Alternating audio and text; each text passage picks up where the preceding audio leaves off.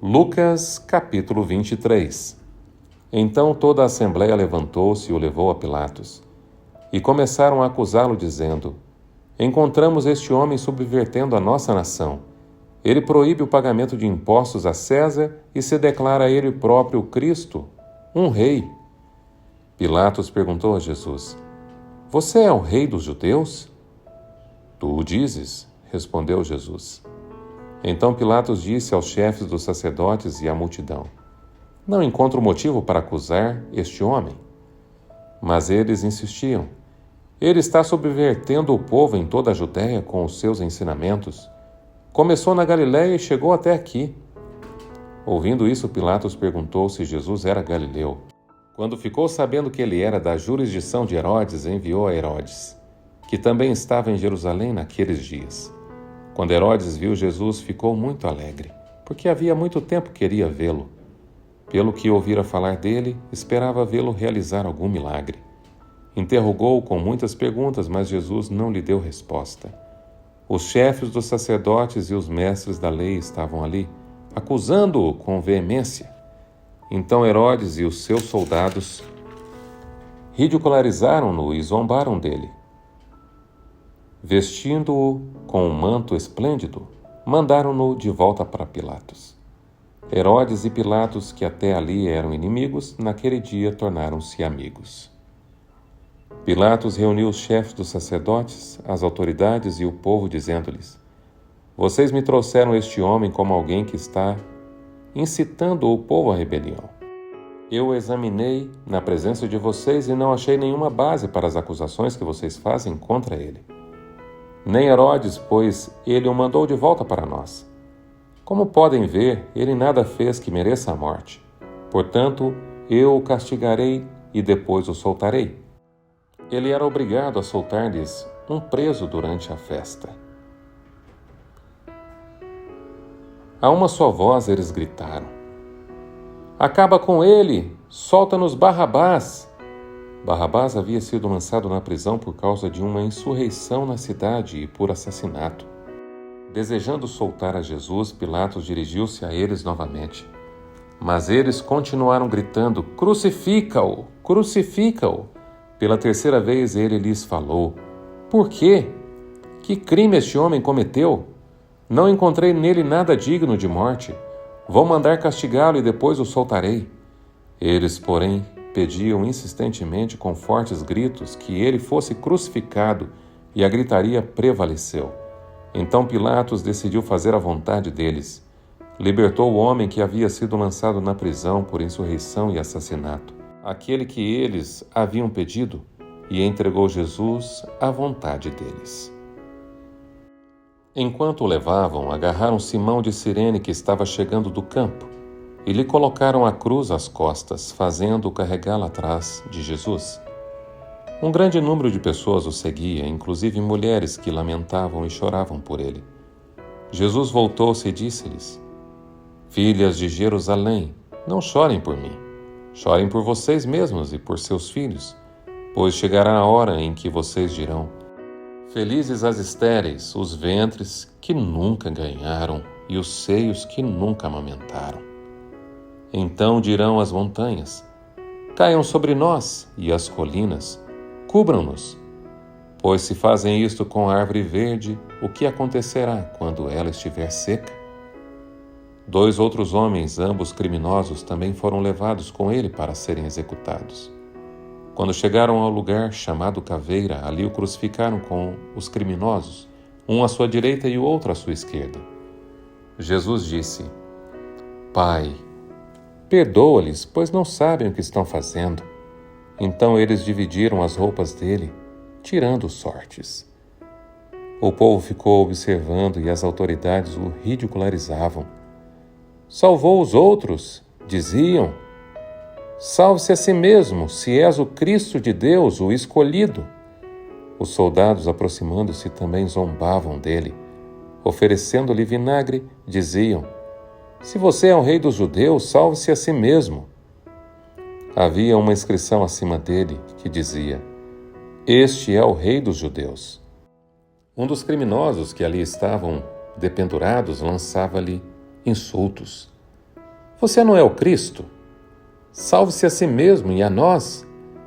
Mas o outro criminoso o repreendeu, dizendo: Você não teme a Deus, nem estando sob a mesma sentença? Nós estamos sendo punidos com justiça, porque estamos recebendo o que os nossos atos merecem. Mas este homem não cometeu nenhum mal.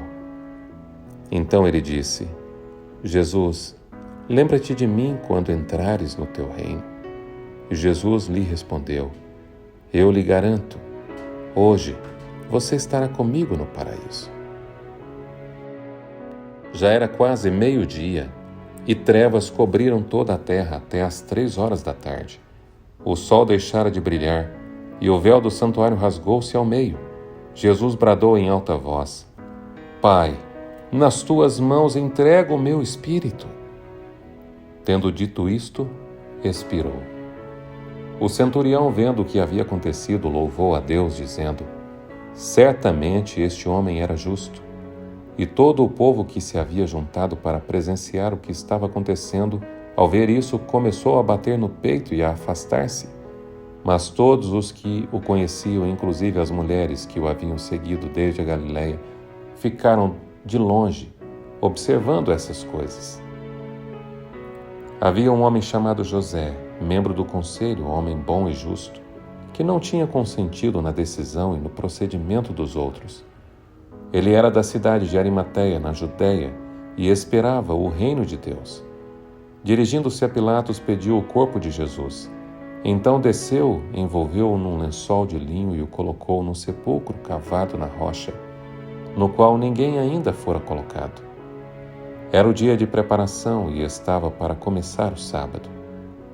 As mulheres que haviam acompanhado Jesus desde a Galiléia seguiram José e viram o sepulcro e como o corpo de Jesus fora colocado nele. Em seguida foram para casa e prepararam perfumes e especiarias aromáticas e descansaram no sábado, em obediência ao mandamento. Lucas, capítulo 24. No primeiro dia da semana, de manhã bem cedo, as mulheres levaram ao sepulcro as especiarias aromáticas que haviam preparado. Encontraram removida a pedra do sepulcro, mas quando entraram, não encontraram o corpo do Senhor Jesus. Ficaram perplexas, sem saber o que fazer. De repente, 2 homens com roupas que brilhavam como a luz do sol colocaram-se ao lado delas. Amedrontadas, as mulheres baixaram o rosto para o chão e os homens lhes disseram: Por que vocês estão procurando entre os mortos aquele que vive?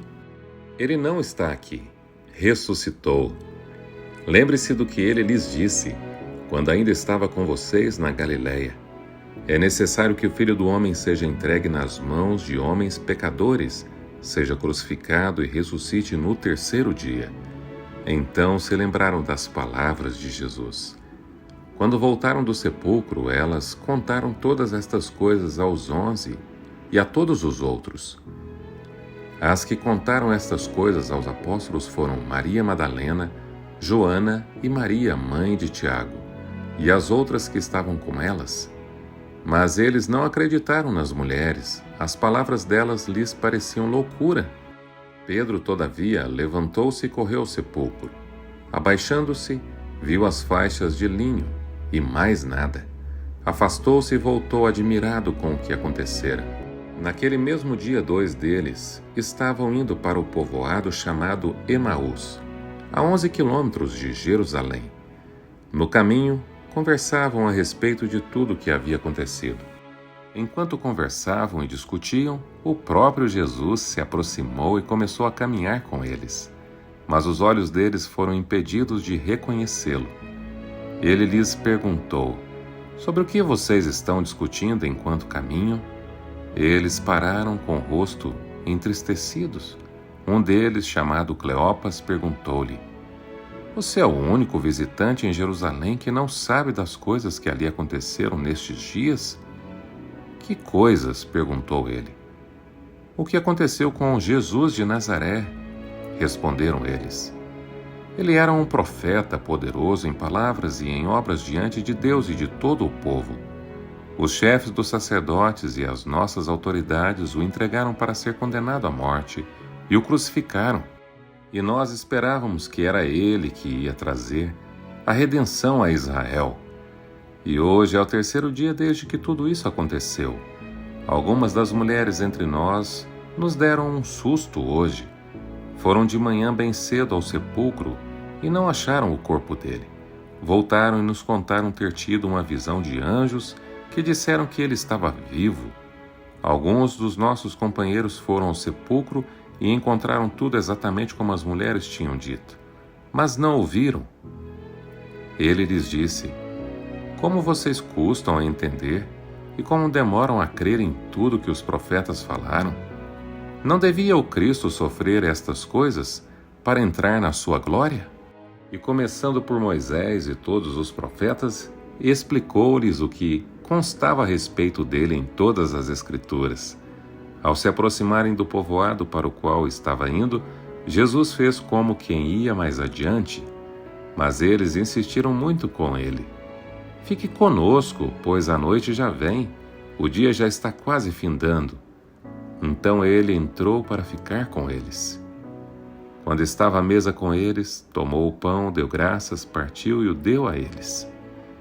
Então os olhos deles foram abertos e reconheceram, e ele desapareceu à vista deles.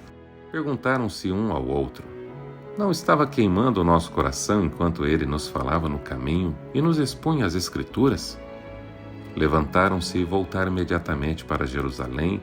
Ali encontraram os 11 que estavam com eles reunidos, que diziam: é verdade, o Senhor ressuscitou e apareceu a Simão. Então os dois contaram o que tinha acontecido no caminho e como Jesus fora reconhecido por eles quando partia o pão. Enquanto falavam sobre isso, o próprio Jesus apresentou-se entre eles e lhes disse: paz seja com vocês. Eles ficaram assustados e com medo, pensando que estavam vendo um espírito. Ele lhes disse: por que vocês estão perturbados e por que se levantam dúvidas no coração de vocês? Vejam as minhas mãos e os meus pés. Sou eu mesmo. Toquem-me e vejam. Um espírito não tem carne nem ossos, como vocês estão vendo que eu tenho. Tendo dito isto, mostrou-lhes as mãos e os pés. E por não crerem ainda, tão cheios estavam de alegria e de espanto, lhes perguntou: vocês têm aqui algo para comer? Deram-lhe um pedaço de peixe assado, e ele o comeu na presença deles. E disse-lhes: foi isso que eu lhes falei enquanto ainda estava com vocês. Era necessário que se cumprisse tudo o que a meu respeito está escrito na lei de Moisés, nos profetas e nos salmos. Então lhes abriu o entendimento para que pudessem compreender a Escritura. E lhes disse: está escrito que o Cristo haveria de sofrer e ressuscitar dos mortos no terceiro dia, e que em seu nome seria pregado o arrependimento para perdão de pecados a todas as nações, começando por Jerusalém. Vocês são testemunhas destas coisas. Eu lhes envio a promessa de meu Pai. Mas fiquem na cidade até serem revestidos de poder do alto. Tendo-os levado até as proximidades de Betânia, Jesus ergueu as mãos e os abençoou. Estando ainda a abençoá-los, ele os deixou e foi elevado ao céu.